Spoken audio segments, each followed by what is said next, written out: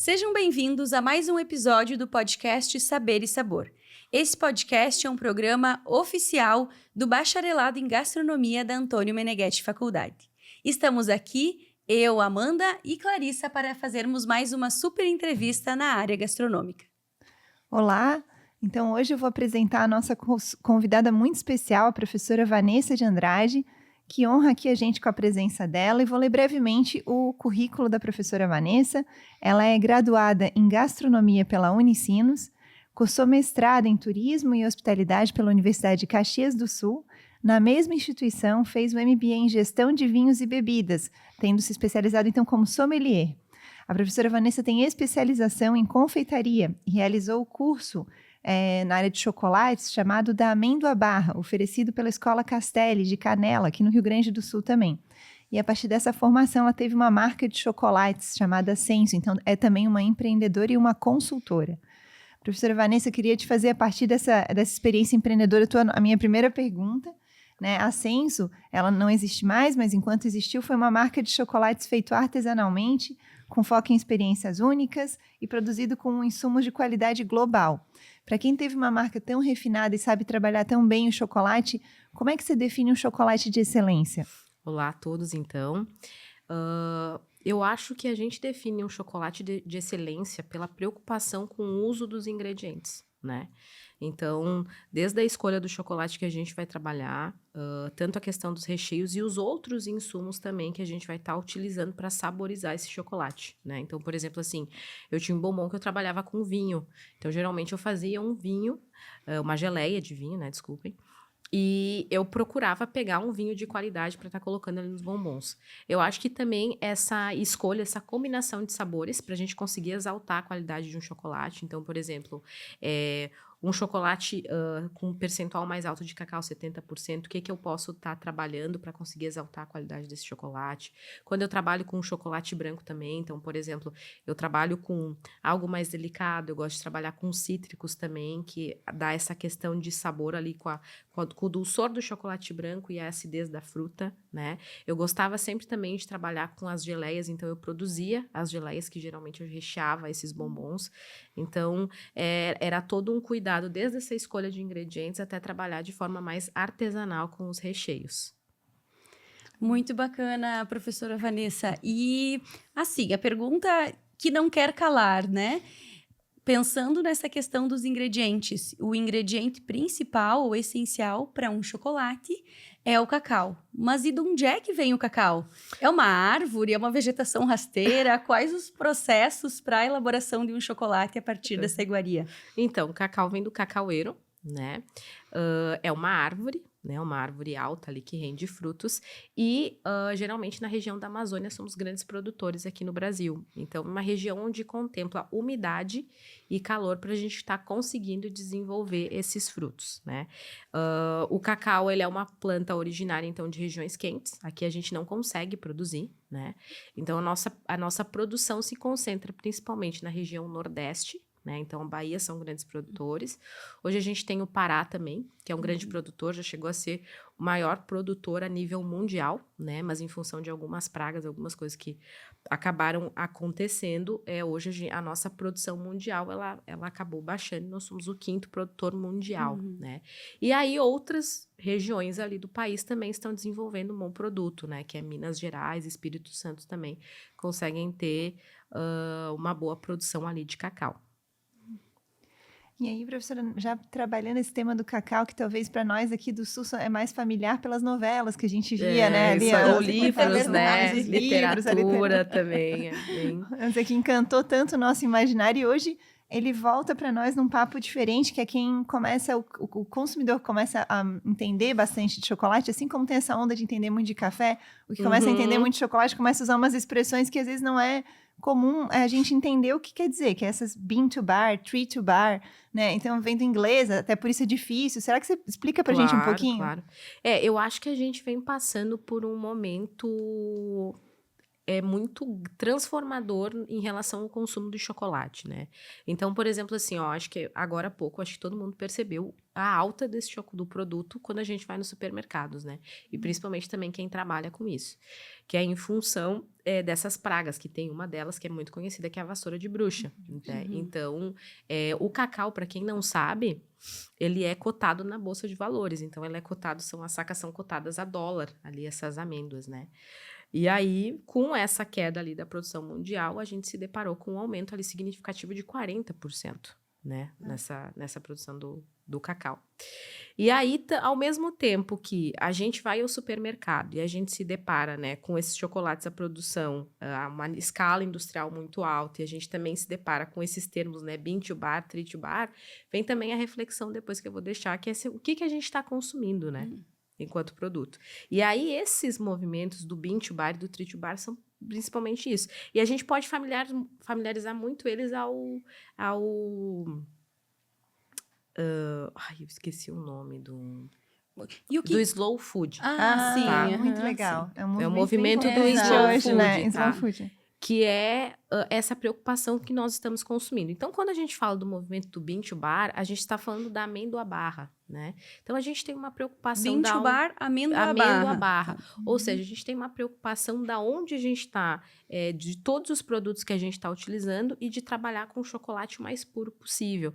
Que seria o quê? Um chocolate com cacau, açúcar e manteiga de cacau, que a gente pode falar, né? Que é o chocolate mais puro, que é um chocolate que a gente pode considerar um chocolate premium.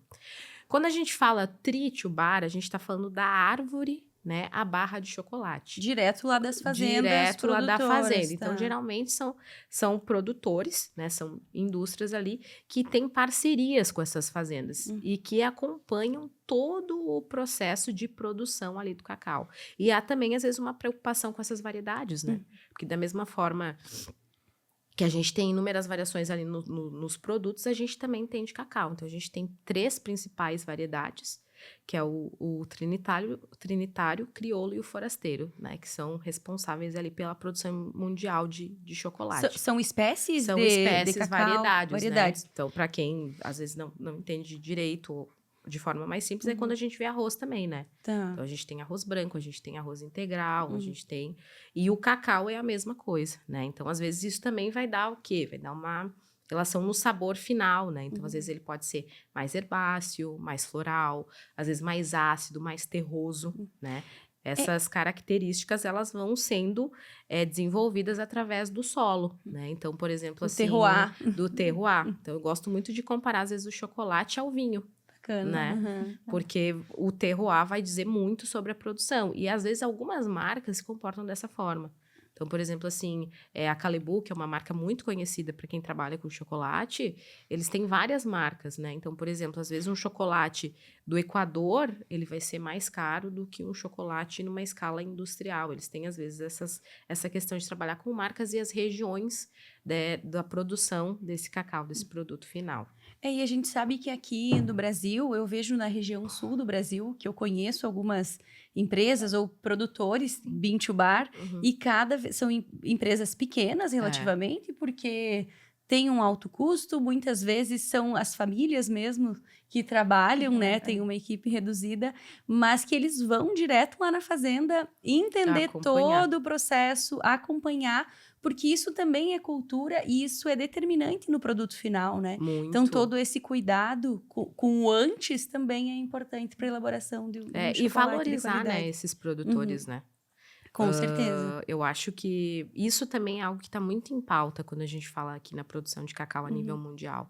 Porque a produção de cacau, geralmente, são em países subdesenvolvidos. Então, não há um investimento, né? Um investimento em tecnologia para a gente conseguir também prever, né? Questões climáticas, pragas, todas essas coisas que podem afetar a produção. Então, o que aconteceu é que o pessoal, enquanto economia, a gente se viu pequeno, né? E com essa redução drástica ali de cacau. E aí, sim, a gente começa a refletir de que forma que a gente pode driblar essas questões enquanto que vão avariar ou influenciar nessa nossa produção de cacau, né?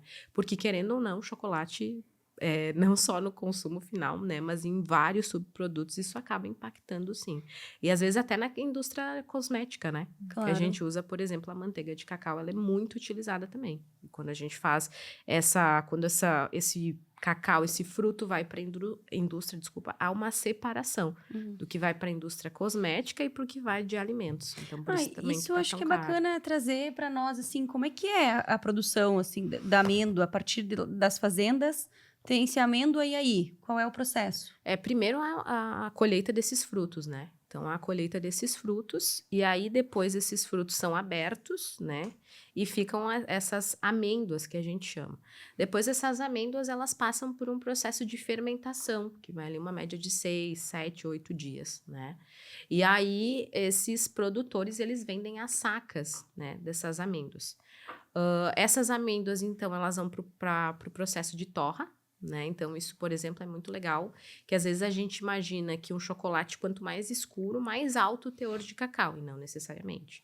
Isso vai muito de encontro ao processo de torra, né? Que a gente vê também em outros produtos, por exemplo, como a cerveja, né? Quando a gente vê uma cerveja mais clara ou mais escura, isso vai ser relacionado em relação ao processo ali de torra.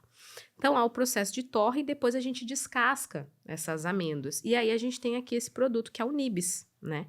Que seria o núcleo, ou seja, o que tem dentro da amêndoa, que é o que a gente utiliza para a produção ali dos nossos chocolates. Deu para ver bem Tá, né? ali como é que é o nibs? Mostra novamente para o pessoal, que muita gente não conhece o nibs de cacau, né? E isso aqui é o que a partir daqui é o que a gente produz o nosso chocolate, né? Com esses nibs aqui. A gente vai produzir, que seria o núcleo, ou seja, o que está dentro da nossa amêndoa, né? A amêndoa geralmente é descartada, ou as pessoas também usam para alguns outros produtos. Por exemplo, é muito comum utilizar em chá de cacau, né?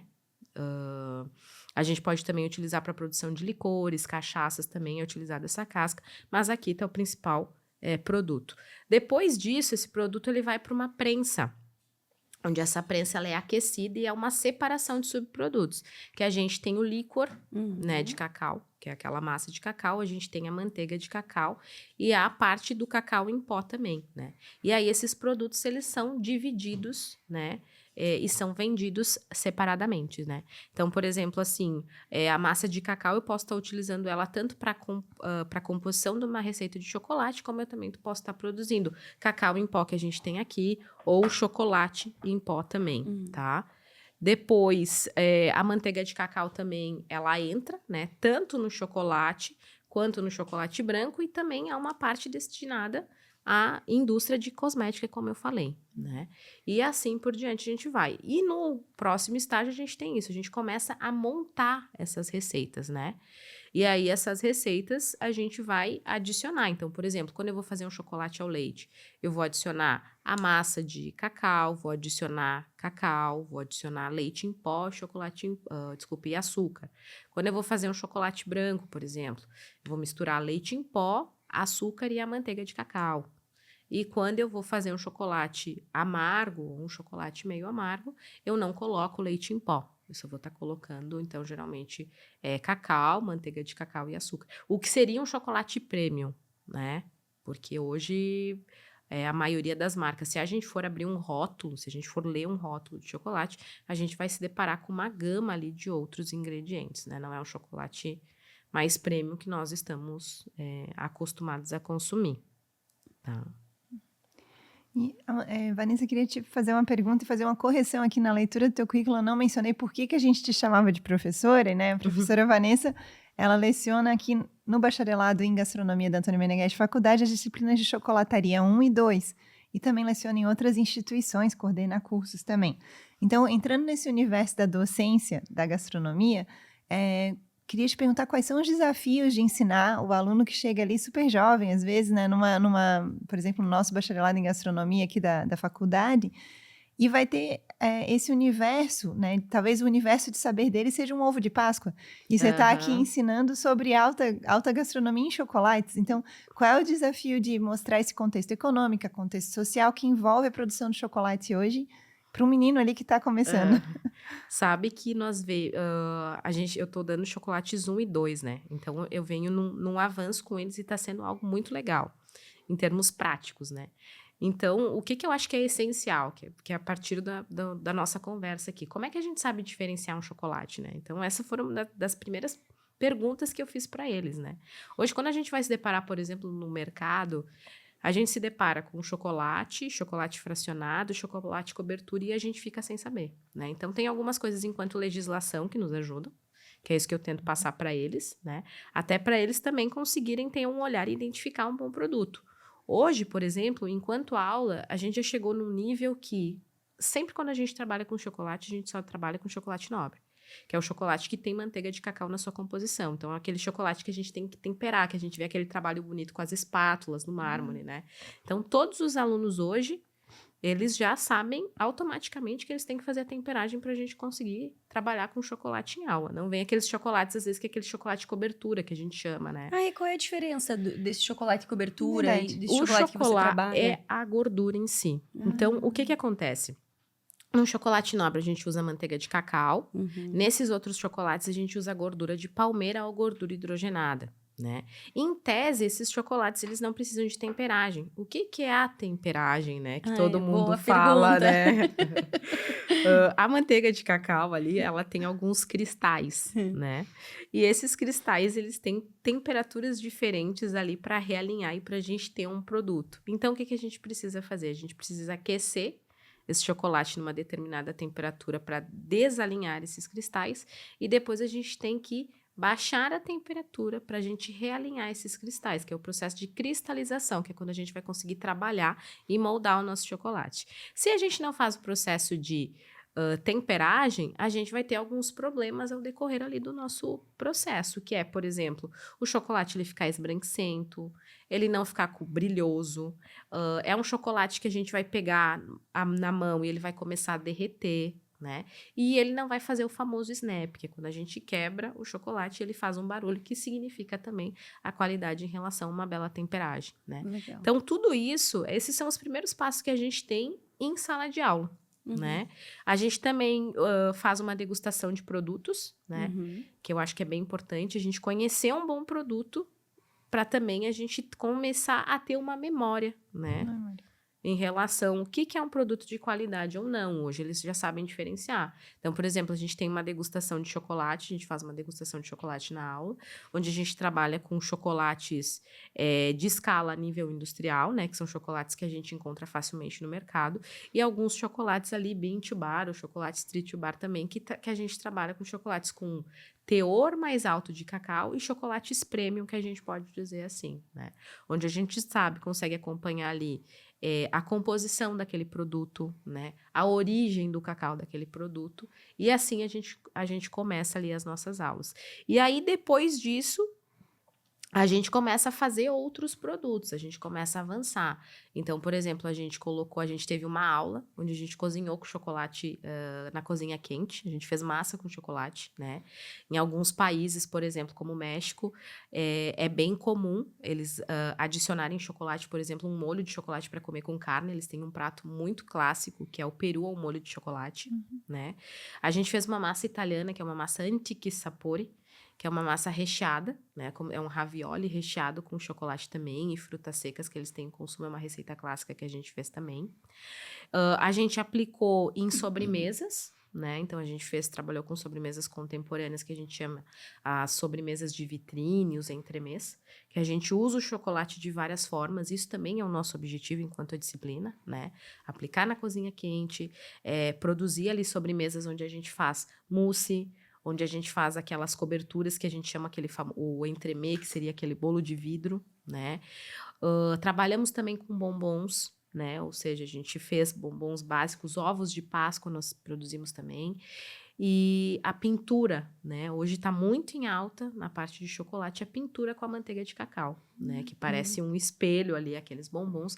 A gente também replicou essa técnica de pintura. Então, a gente vem avançando, né? A gente tem uma preocupação em saber como é que funciona a produção, quais são esses diferentes tipos de chocolate, como é que a gente aplica as diferentes técnicas ali de temperagem, né? E o chocolate aplicado em outros subprodutos também, onde a gente teve uma aula super legal que a gente produziu esse prato aqui, Ai, que tá lindo. A gente tá assim, ó, Aham. com água na Que- boca É. aqui no estúdio.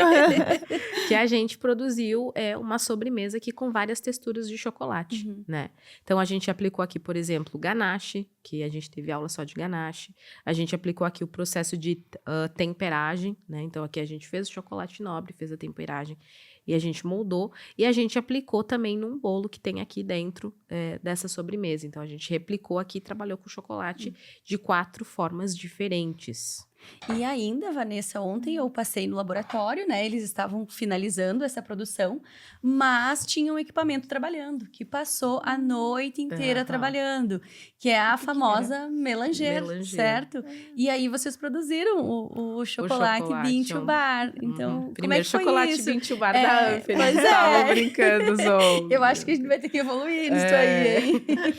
Então, o chocolate ele é um produto fácil de fazer. O que dificulta, às vezes, é a questão dos equipamentos, né? Então, essa melanger que a Amanda falou, nada mais é do que um mini moinho. Ah, Então, é um moinho que fica ali trabalhando, né? E refinando o chocolate, que é o processo de conchagem que a gente fala, que é para esse chocolate ficar refinado, né? Então, vocês pensem que vai esses grãozinhos aqui, né? Que é o nibs aqui, essa semente. E ela tem que quebrar e ficar fininho, ficar fluido, né? Então, é um trabalho ali de mais ou menos uma média de 24 horas no mínimo. A gente começou a fazer ontem em aula, né? A nossa barra de chocolate. Nós fizemos um chocolate ali com um teor de 54% de cacau. E a gente começou a fazer ontem às 9 horas da manhã e a gente só retirou da máquina hoje pela manhã. E, Vanessa, assim, ó, de forma geral, o que vai nessa melanger? Vai o nibs? Quais são os outros ingredientes? Colocamos ontem nibs, Uhum. manteiga de cacau e açúcar. Se a gente colocar esses 3 ingredientes, a gente já consegue fazer um chocolate amargo. Tá. Então, por exemplo, assim, ó, eu vou partir da produção de 1 quilo de chocolate 70%. O que eu faria?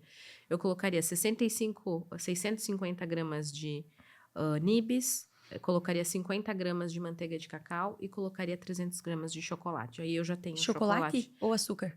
Açúcar, desculpa. Açúcar. Eu já tenho um chocolate amargo aí. E Um o chocolate açúcar é 70. obrigatório? Essa é a minha principal pergunta nesse Assim, momento. alguns locais trabalham às vezes com adoçante, que pode Tá. haver essa substituição, mas é necessário um pouco de açúcar. Tá. Vocês vão ver que ele vai continuar, porque é uma fruta que tem, é uma fruta ácida e ela tem um teor ali amargo, sabe? Mas a gente pode mudar, só que isso vai muito de encontro também ao paladar, né? Ah, falávamos isso exatamente, né? Porque a gente é acostumado a ver um chocolate 60, 70, 80 e nós como brasileiros e consumidores não somos muito acostumados ou adaptados. O que significa um chocolate 70, 80%? O que é isso, Eu né, acho que prof? quando a gente fala disso, a gente se depara também com uma legislação. Tá. Então, por exemplo, assim, ó, quando a gente vai no supermercado e a gente vai escolher uma barra de chocolate, a gente vê algumas marcas importadas, falando em relação ao percentual de cacau. Mas a gente não vê marcas nacionais. Então, às vezes, aí fica a reflexão, será que o que a gente está consumindo mesmo é chocolate? Né? A legislação impõe para que a gente chame de chocolate ali no mínimo 25% de sólidos, tá? O que são sólidos? Sólidos de cacau. Ah, Tá, então sólido. assim, ó, manteiga de cacau, nibs, massa de cacau, pra gente conseguir chamar ali um produto de chocolate. Então já fica essa reflexão. Porque, por exemplo, assim, ó, quando a gente vai no supermercado e a gente pega um chocolate amargo ali, tá 33%, aquilo não é um chocolate amargo. Se a gente vai olhar legislações de outros países, a gente pega um chocolate meio amargo com um percentual de 45% de cacau. Marcas que chegam aqui, que são marcas como para marcas simples, por exemplo, a Lindt, né? A gente vai para a Europa e a gente vê nos supermercados vendendo. Então, fica essa primeira reflexão ali em relação ao percentual, né? E aí entra essa questão do açúcar, de não estarmos acostumados. Por quê? Porque quando a gente vai no supermercado e às vezes o chocolate mais acessível, que é o chocolate que a gente consumiria no dia a dia, é um chocolate que tem o primeiro ingrediente ali na composição é açúcar. Quando a gente vira, assim, por o exemplo, o rótulo. rótulo e enxerga o A primeiro primeira coisa é ingrediente, é o que açúcar. mais tem na Mais tem. composição. É o que isso mais mesmo. tem. Aham. Então, às vezes, a massa de cacau, ou o cacau, ou a manteiga de cacau, ela vai estar lá em 5º lugar. Porque tem outros ingredientes à frente.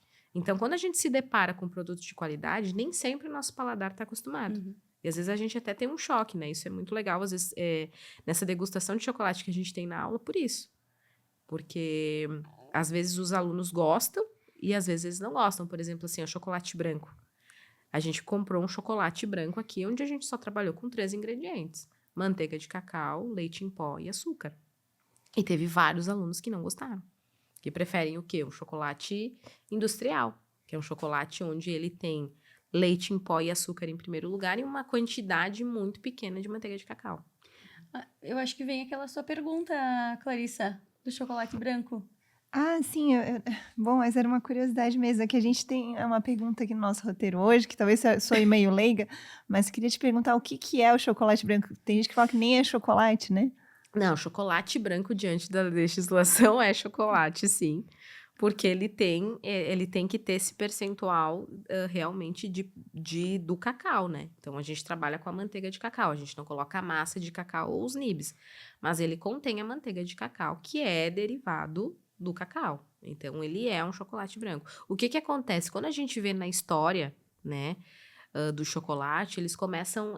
ele é comercializado inicialmente como um tablete de baunilha, né? Então, são tabletes de baunilha ali brancos que a gente vende. Então, Mas a baunilha já é integrada na manteiga de cacau. a baunilha ou tu pode saborizar, né? Sim. Ou às vezes, dependendo de uma variação para outra, quando tu vai fazer a degustação, pode te trazer a baunilha, sabe? Porque o chocolate também, por exemplo, a gente faz às vezes um exame olfativo nele. E ele pode nos trazer várias coisas, às vezes também como um vinho, né? E isso vem de um acréscimo na receita ou de um terroir que aquele cacau passou? Em alguns momentos pode ser um terroir que aquele cacau passou, né? Uhum. Naquela manteiga. Ou em um segundo momento também a gente pode fazer a saborização. E aí, por exemplo, assim, ó, quando a gente fala de saborização artesanal, a gente pode fazer com a baunilha fresca mesmo, Que legal. né? A gente Com pode o fazer favo. isso aí com a fava que tu Com a pode estar fava. infusionando, né? Uhum. E algumas marcas a gente vai trabalhar com essência. Isso também às vezes é um fator para a gente conseguir diferenciar a qualidade ou não. Então, por exemplo, assim, ontem eu vinha falando disso em aula. Eu vou saborizar um chocolate, né? Tem algumas marcas que a gente chega no mercado e essas marcas são saborizadas com essência. Tem outras marcas que, por exemplo, é desidratado a fruta fruta entra liofilizada, que é o processo de desidratação que essa fruta está em pó. Ou tem algumas marcas que trabalham com óleo, né? Então, a gente faz um óleo dessa fruta ali que a gente consegue através da casca, que a gente consegue concentrar sabor. Ou a gente coloca essas raspas desidratadas. Tudo isso vai estar influenciando no sabor final também do meu chocolate ali. É uma forma de estar saborizando também. Que legal. E, Vanessa, eu queria te perguntar sobre o teu processo criativo, quando tá trabalhando com um cacau assim tão puro e trabalhando na chocolateria mais nobre, porque a gente imagina assim, tem um pouco da tua criação, mas também como consultora tu sabe que o mercado aceita algumas coisas, que os ingredientes são caros, o quanto tu consegue ser artista na hora de criar um novo sabor aí da chocolateria, e o quanto tu tem que pensar em business, em economia, né, ser empresária ali nessa hora como criadora. Eu vejo assim, por exemplo, que esse nicho do bean to bar e do tree to bar, ele é bem específico, né? E realmente ele é um produto muito caro, porque, por exemplo, se a gente for fazer um comparativo no chocolate ali de 100 gramas de chocolate, a gente vai estar pagando R$30, às vezes é 3 vezes o que a gente vai estar pagando no mercado, né? O que eu procuro sempre fazer em aula, né, é trabalhar com todas as possibilidades, né? Então, eu procuro mostrar isso para eles de que forma que a gente pode trabalhar com alguns outros produtos, né? E em alguns momentos a gente consegue estar optando por algumas questões mais em conta, né? Que a gente consegue ver e fazer as outras substituições, mas trabalhar com um produto premium é mais complicado. Tem essa questão de valor, ela acaba realmente influenciando para que a gente consiga obter um produto final de qualidade, né? E aí também a gente se depara com essas questões que a gente falou anteriormente de crise, né? Então, a ideia é que esses subprodutos aí, como é cotado na bolsa, essas sacas aí de cacau, a ideia é que a produção ela já está mais ou menos voltando e a ideia é que baixe um pouco o valor. Mas hoje em dia, te falo, honestamente, é muito complicado trabalhar com baixo custo numa aula de chocolates. Muito legal. E aí a gente entra nessa questão, né? Qual a diferença de preço e valor quando você vai pensar num produto de qualidade e saudável, né? Que traga saudabilidade para quem consome. Na real, quando a gente fala em saudabilidade, a gente tá falando ali em percentual de cacau, né? Quando a gente fala, né, que às vezes os médicos dizem, é legal a gente consumir ali 50 gramas de chocolate por dia ou 40 gramas, né? Quando a gente fala desse chocolate, a gente tá falando de chocolate 60%, 70% de cacau, né? Porque se a gente for parar para pensar diante daquilo que vocês me falaram ali, quando a gente vai no mercado, a maioria daqueles chocolates é chocolate por açúcar. Então, às vezes, a gente não vê os benefícios do cacau, né? Então, um dos principais que a gente fala que é a serotonina, né? Que é um neurotransmissor que as pessoas chamam de hormônio da felicidade, né? Que traz aquele bem-estar, né? Aquele sentimento de tranquilidade, né? Então, seria esse chocolate que a gente teria consumido, um chocolate com percentual mais alto de cacau, que nem sempre o nosso paladar ele está acostumado, né? É uma questão de adaptação, né? É uma questão Se você de começa um dia adaptação. comendo um pedacinho daquele chocolate que tem maior teor de cacau, nos próximos dias o teu paladar vai acostumando. Sim. E às vezes a gente não precisa migrar necessariamente para um chocolate 70%. Então, por exemplo, assim, tem algumas marcas que fazem, às vezes, um chocolate ao leite, um chocolate meio amargo, com 54% de cacau, né? Acima de 50%. Que é um chocolate que a gente, às vezes, fica naquela dúvida, né? Porque, às vezes, não é normal ali ao nosso paladar, que foi mais ou menos o chocolate que nós produzimos ontem. Mas é um chocolate que, às vezes, não é tão amargo para quem, às vezes, tem uma certa resistência, né? E é um chocolate que vai se tornar mais saudável, um chocolate mais limpo, né? Porque é um chocolate que tem uma concentração maior de cacau e, consequentemente, menos açúcar e menos aditivos químicos ali no seu produto final. E, Vanessa, a gente está falando de um produto que é também muito ligado à nossa memória afetiva, né? Assim, cada um de nós vai ter uma história aí com o chocolate, seja na Páscoa, seja no momento da vida que talvez ele remeta mais. Então, eu queria te perguntar um lado mais poético dessa profissão. O que te apaixonou pelo chocolate a ponto de tu decidir trabalhar com ele? Ótima. Eu gosto muito do resultado final, né? Eu acho que o chocolate, na maioria das vezes, ele nos traz uma delicadeza, assim, na finalização de produtos, né? Então, por exemplo, uma das aulas que eu mais gosto de trabalhar é a pintura com a manteiga de cacau. Né? Porque é algo lento, assim, tranquilo, porque nos exige concentração, nos exige muita técnica, né? Então, ao mesmo tempo que a gente tem que, por exemplo, às vezes, combinar recheios também, né? Então, eu não vou fazer algo tão simples, né? Vou buscar fazer algo mais sofisticado, mais refinado. A gente entende também nesse conceito ali do chocolate como uma joia, né? Então, por exemplo, assim, há uma preocupação tanto nessa parte na pintura como no acabamento final, né, desse produto, né? E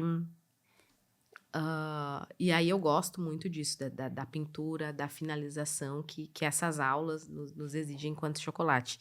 E memória afetiva, eu acho que às vezes a gente vai muito também para produtos, né? Então, um bolo de chocolate, chocolate quente, ainda mais que está chegando o inverno, né? Alguns outros preparos que a gente faz com a cozinha quente me remetem muito à utilização, assim, do chocolate. Eu gosto muito de chocolate. A Páscoa também. Então, nós tivemos uma aula muito legal de ovos de Páscoa. Isso traz memória afetiva. Minha mãe teve uma época que, quando eu era pequena, ela fazia chocolates, né, para Páscoa. Então, eu ajudava ela também. E isso é muito legal, é muito gratificante esse trabalho. Então, eu tenho boas memórias, assim, com chocolate. Eu gosto muito de chocolate, né? E o chocolate ali, né, derivando ali originando ali da confeitaria, é muito legal, porque essa parte da delicadeza. Então, é isso que eu gosto muito de trabalhar na confeitaria, principalmente com o chocolate, pelo resultado final. E, Vanessa, você falou muito sobre a pintura dos chocolates, né? E você trouxe um equipamento aí que é utilizado em aula ou mesmo de uso profissional. Mostra ele para nós, como é que é o nome, o que ele faz, enfim. Eu trouxe dois produtos itens aqui que a gente... Um deles é o aerógrafo, né? O aerógrafo é como se fosse uma caneta, né? Uma caneta aqui de pintura que a gente usa. E hoje uma das técnicas que a gente trabalha bastante Dá uma olhadinha. é a manteiga de cacau, Uhum. né? Olha que legal. Então, hoje a manteiga de cacau a gente consegue estar trabalhando com cores, a gente consegue estar colorindo ela e tá pintando. E aí, geralmente, a gente utiliza essas formas aqui, que são formas de policarbonato, que a gente chama, que dão o toque final aqui no nosso produto, tá? Então, essa é mais uma preocupação que a gente tem em relação a equipamentos, né? Que a gente utiliza em sala de Tem que aula. ser esse material, O só pra ID tem entender, outros assim. materiais, né? Tem acetato, tem Uhum. silicone, mas o material mais indicado que a gente consegue obter mais brilho ali, um resultado final, é o policarbonato, que são essas formas aqui. E seja para sala de aula, seja para uso Para profissional, sala de aula, independente. uso Aham. profissional é essa forma aqui que a gente usa. E a pintura com a manteiga de cacau, ou a gente trabalha com aerógrafo, né? Que tem vários tamanhos, né? Esse aqui é um menorzinho. Ou a gente também pode estar fazendo uma pintura manual, tá? Então, não necessariamente a gente pode ter o equipamento. O equipamento ajuda, né? Principalmente quando a gente trabalha numa escala maior, né? Uma produção maior. Mas, se não, também a gente pode estar fazendo essa pintura aqui manual, desde que a gente trabalhe tecnicamente, né? Através ali das temperaturas e todas as outras questões. Aí a gente vai estar utilizando essa forma aqui e a gente consegue executar a pintura também. E a gente tem mais coisa A aqui gente tem atrás, mais eu acho. coisa que a gente tem Surpresas. as nossas espátulas. A gente sempre tem surpresas. Né? A gente tem mais uma coisa. A gente tem as nossas espátulas de chocolate, né? A gente tem várias que vão de encontro à temperagem, que a gente falou que é a técnica que é pra gente pode estar modelando ali os nossos chocolates e moldando, né? Então, a gente tem espátulas específicas também. Às vezes, essa é a questão, né? Pra gente conseguir trabalhar bem, a gente tem que ter bons equipamentos, né? E o processo de climatização. Então, por exemplo, assim, eu sempre tenho um cuidado de deixar a sala numa temperatura ali mais ou menos a 18 graus, para que a gente consiga trabalhar com esse chocolate. Então, às vezes, esse chocolate, às vezes as pessoas falam que é um pouco chatinho, né? Mas para trabalhar, mas é só realmente pegar o jeito, né? A técnica, a melhor técnica ali para que a gente consiga trabalhar. E Então, você até comentou sobre a mesa de trabalho, a É, melhor a pedra, mármore. pedra é o ideal. Tem várias formas da gente fazer temperagem, né? A gente pode fazer a mais famosa, que às vezes a gente vê também nos vídeos, né? A marmorização, que é quando a gente coloca o chocolate na pedra para baixar a temperatura, né? Mas tem outras também. Por exemplo, a gente pode fazer um banho-maria invertido.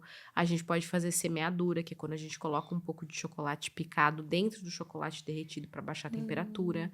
Tem uma outra técnica mais avançada hoje que a gente chama de micril, que é a gente colocar a manteiga de cacau em pó também.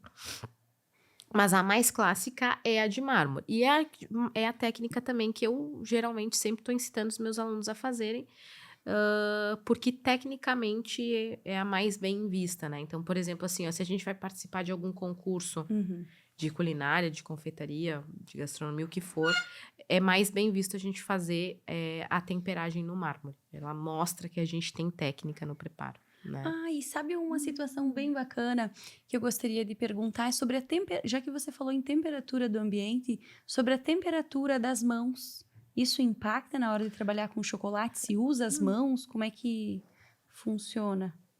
Olha, em termos, algumas coisas sim até impactaria, tá? Mas algo assim muito específico, por exemplo, vai trabalhar com escultura, alguma coisa, tá? Mas aí essas pessoas às vezes têm que ter esse cuidado de lavar as mãos mais frequentes, às vezes luva também, tá? Mas, por exemplo, aqui a marmorização, a gente não vai entrar em contato com a mão, né? Porque a gente vai trabalhar geralmente com essas espátulas ali no mármore e depois a gente vai moldar diretamente, né? Então, a gente vai ter problema, às vezes, uma trufa, né? Quando a gente for finalizar uma trufa, alguma coisa manual que a gente coloque, às vezes influencia também, tá? Mas não é algo tão significativo, é algo que se consegue contornar, né? Até porque a gente também precisa de um ambiente climatizado. Eu acho que o ambiente climatizado é muito mais importante, por exemplo, do que a questão das mãos, aquecidas ou não. Até tem isso, por exemplo, quando a gente vai fazer sushi, né? Às vezes dizem que só não podem ser mulheres, porque as mulheres têm a mão quente, daí elas podem oxidar, então vai de encontro também. Às vezes é um cuidado que se tem que ter, mas não vai influenciar diretamente no produto final. A gente vê, assim, Vanessa, a gente estava falando um pouquinho sobre a questão da criação. Eu queria te fazer mais uma pergunta nesse sentido. A gente tem visto, assim, no nosso não sei, no nosso mercado brasileiro, que vai mudando muito de uns anos para cá o nível de qualidade que a gente vê, né, e de criatividade. Então, assim, se antigamente, vamos dizer, quando eu era mais criança, eu só via ali o ovo de Páscoa, a barra tradicional. Hoje a gente consegue, às vezes, viajando, comprar aquele chocolate típico lá do Rio de Janeiro, lá de Minas Gerais, que tem a flor de hibisco, que tem alguma coisinha extra dentro, que é daquela região, que dá um Isso aí. charme e usa uma técnica de excelência. Então, eu queria te perguntar, para a gurizada aí que está nos escutando, que tem vontade de trabalhar com isso, né? O que tu recomendarias, quais seriam as dicas que tu dá para ele desenvolver o paladar, para ter mais criatividade na visão que tem sobre o chocolate, para valorizar o produto da sua região? O que viria, assim, de ti como prof, né? Sim. Nós temos ótimas marcas de chocolates nacionais. Eu acho que, às vezes, em função dessa questão de localização, né? A gente, às vezes, não consegue se informar direito. Mas, por exemplo, assim, tem chefs que hoje só trabalham com chocolates nacionais na produção das suas sobremesas. Então, Alex Atala é ele só trabalha com chocolate Ama, que é um chocolate da Bahia, né? E um chocolate bem artesanal, um chocolate premiado, né? Então, tem várias marcas, né? Principalmente quando a gente vai para o nordeste do país que a gente se depara. Tem algumas marcas recentes, por exemplo, a Dengo, que é uma marca ali de São Paulo, que é um chocolate muito bom, que tá vindo com uma demanda ali bem expressiva, né, em relação ali ao processo de qualidade. O que eu indico? Eu indico, às vezes, até dar uma pesquisada em termos de internet, procurar chocolates de Bean to Bar, né, chocolates artesanais, né, então a gente encontra hoje na internet ali várias referências em relação ali marcas. Alguns mercados, então, por exemplo, eu tenho mercados na minha cidade, né, que eu vou, e são mercados onde tem ali uma variedade legal de chocolates. Então, por exemplo, assim, às vezes eu vou lá onde tem nos rótulos de produtos orgânicos e olho ali produtos orgânicos e tem chocolates. Às vezes tem algumas lojas de chocolates também que trabalham, né, com essa questão de terroir, né? Então, se eu não me engano, a Cacau Brasil tinha isso, acho que a Cacau Show também. Tem algumas marcas que tem, né, chocolate de tal lugar, né? E às vezes também procurar conhecer o que a gente tem na região, né? Então, por exemplo, assim, a gente vai estar planejando fazer, por exemplo, a Magia Cacau, que é uma fábrica de chocolates Bean to Bar que tem em Porto Alegre. Ali em Caxias do Sul a gente tem a Negro Doce também, que é uma marca artesanal de chocolates também, que eles fazem chocolate Bean to Bar, né? Em Gramado, a gente tem a Miró Chocolates também, que eles fazem um preparo muito legal, é uma pegada muito legal. A primeira loja Bean to Bar do país, né? Que eles têm um trabalho muito legal, onde eles fazem esse blend, onde eles fazem essa mistura, eles fazem fermentação ali com bebidas alcoólicas ali para dar sabor no chocolate. Eles têm uma pegada muito legal de harmonizar chocolate com vinho, né?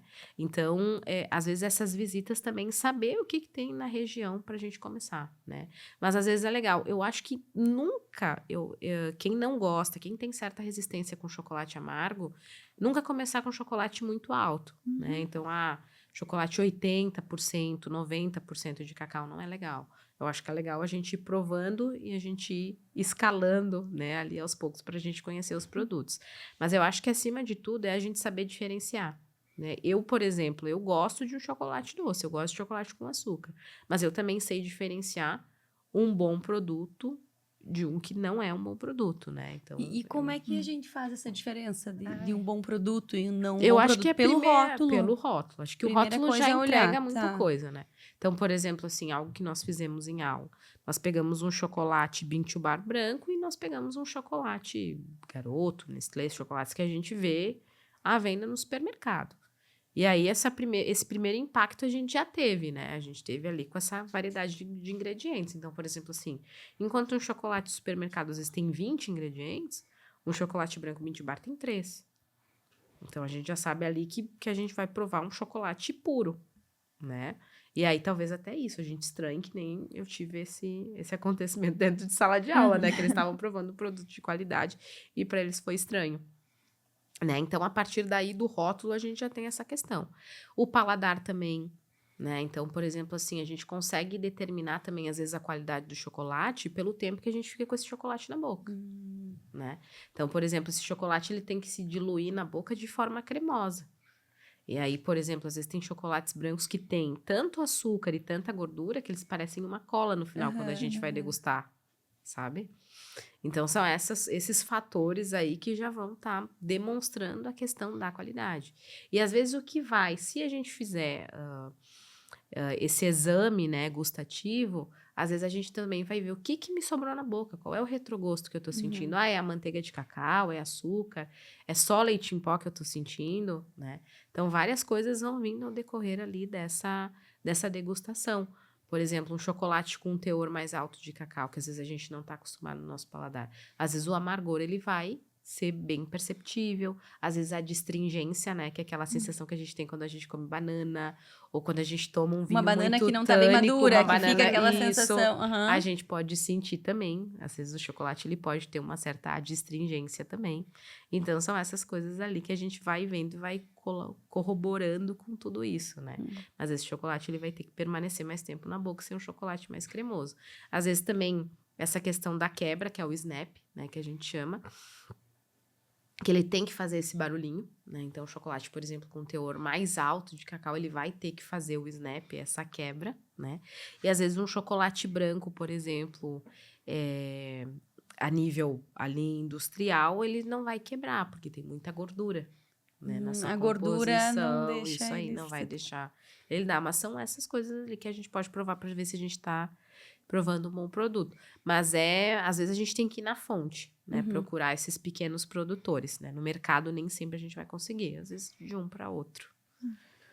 Agora assim, o papo tá uma delícia, literalmente, mas a gente já tá chegando um pouquinho mais no final. Minha última pergunta que eu queria te fazer é sobre a questão da saúde, né? Então, vamos dizer, talvez alguém que faça muito regime escuta que chocolate é um vilão ali, né? Mas a gente sabe que você falou ainda há pouco ali sobre a qualidade de comer um pedacinho todo dia para fazer bem para a saúde, né? Então, como é que a gente pode buscar esse equilíbrio? Eu vejo que até algumas embalagens às vezes vêm com a medida recomendada hoje em dia de consumo daquele chocolate, né? E é engraçado, porque tem a ver também com açúcar. E, na verdade, a fruta do cacau, ela é muito amarga. Então, como é que você recomenda, assim, o aspecto da saúde para quem consome chocolate? Eu indico chocolates com um alto percentual de cacau, né? Então, que nem eu falei, eu acho que se a gente não gosta de chocolate amargo, a gente pode pegar algo mais intermediário, né? A gente começar com 50%, 60% ali de cacau. E aí, daqui a pouco, a gente ir subindo ali esse percentual. Mas o ideal para esse consumo diário, né, seria um chocolate com percentual mais alto. E né? outro aspecto é a quantidade. A quantidade. Não é uma barra inteira. Não é uma barra inteira, né? É uma média ali de 30, 50 gramas de chocolate por dia. Então, é bem isso. Às vezes é 1, 2 quadradinhos que a gente tem. E sabe que é algo muito interessante, assim. Quando a gente vai comprar um chocolate de qualidade, porque a gente já paga mais caro aquilo, né? Então, é automático a gente, às vezes, não abrir e não comer, né? Tudo de uma vez, assim. O produto é tão bom que a gente que a gente come 1 ou 2 quadradinhos e a gente já se satisfaz porque a gente tem realmente uma experiência com aquilo. Sim. Sabe? E às vezes eu gosto de fazer isso, assim, eu me encontro nesse processo. Às vezes aí tu pega 1 quadradinho e já deu.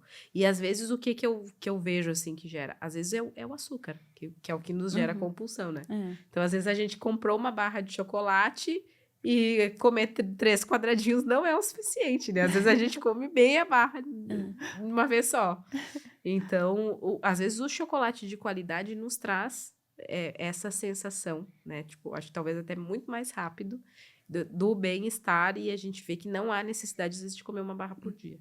Talvez sendo um chocolate de qualidade, se a gente tiver que comer 30, 50 gramas por dia no máximo, ali a nossa cota, a gente vai ter uma experiência muito legal também quando um produto de qualidade. Certo, muito obrigada, professora Vanessa. Eu que agradeço. Na verdade, então, fica o convite, né, para todos que estão aqui nos acompanhando se desafiarem a aumentar esse teor de cacau, a escolher o chocolate pelo rótulo, buscar informação, porque isso, além de ser uma experiência, também traz saúde e traz essa sensação de bem-estar, né? É um produto de qualidade que você vai consumir. Isso aí. Bom, então, a gente fica com pena quando acaba, né? Mas o lado bom é que a gente vai poder experimentar aqui agora o que temos no estúdio, que essa a gente já foi combinando com a prof. Vanessa, mas queria agradecer imensamente a enorme gentileza, né, a doação de tanto conteúdo pra gente. esse papo tão importante sobre a beleza do produto, a importância da gente também desfrutar com os olhos, né? De comer uma coisa de qualidade, de buscar conhecer o nosso Brasil por meio do nosso cacau, que a professora Vanessa nos trouxe. E para quem quer saber mais sobre tanto conteúdo que ela tem para oferecer, a gente tem aqui no nosso bacharelado as aulas da professora Vanessa, que são só um privilégio de quem é aluno do curso. Então, agradecer imensamente o teu tempo e a tua generosidade em nos ensinar tanto hoje sobre esse produto tão delicioso, professora. Eu que agradeço. Muito obrigada pelo convite. Mais uma vez, muito obrigada a todos que estão nos acompanhando e esperem os próximos episódios. Tchau, tchau!